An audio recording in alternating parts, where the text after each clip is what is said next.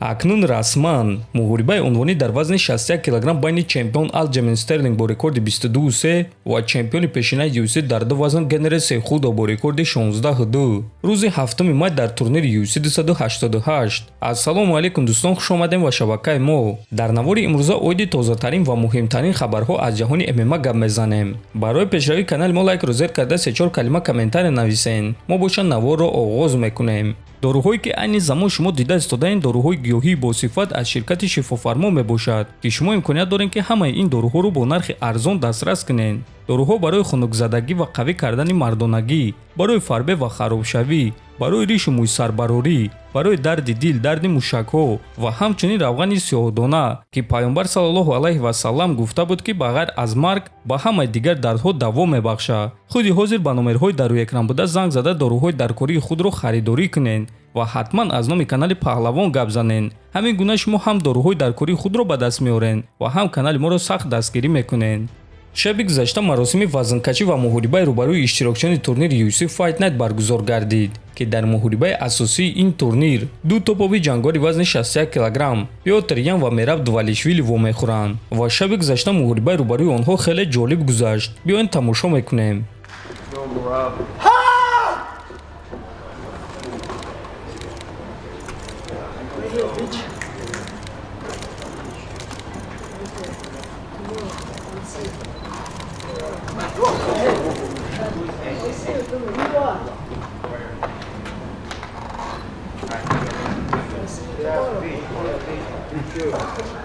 Merab Dvalishvili and Pyotr Yan.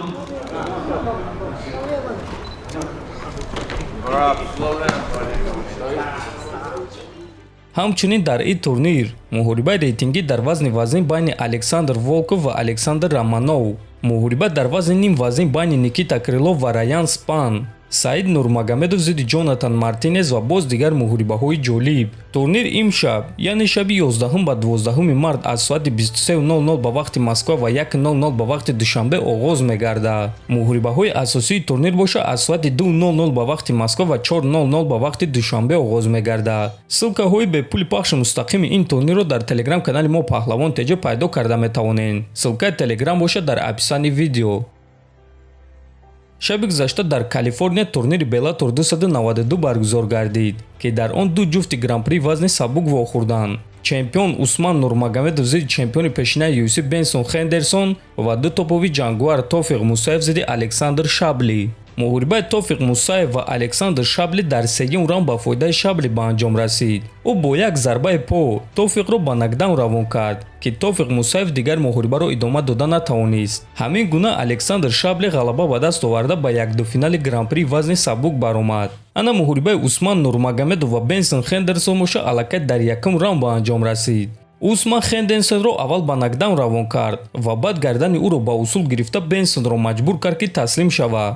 ҳамин гуна Усман Нурмагомедов дар якум раунд бо тариқи сабмишн ғалаба ба даст оварда рекорди худро 17-0 кард ва ҳамчунин камарбанди худро ҳимоя карда ба якдуфинали гран-при вазни сабук баромад. ана рақиби ӯ Бенсон Хендерсон боша карьераи касбии худро ба анҷом расонд. мо ба ин легенда ташаккур мегӯем барои чунин карьераи зебо ва муҳорибаҳои дурахшон. акнун ҷадвали гран-при вазни сабуки Bellator ана ҳамин гуна аст. Усман Нурмагомедов бо ғолиби муҳорибаи Примиус ва Барнауӣ вомехӯрад. Александр Шабли боша бо ғолиби муҳорибаи AJ Маки ва Патрики Питбул. ҳозир боша дӯстон биёед реаксияи Умар Нурмагомедов ва Ислам Махачевро дар ғалабаи Усман Нурмагомедов тамошо мекунем.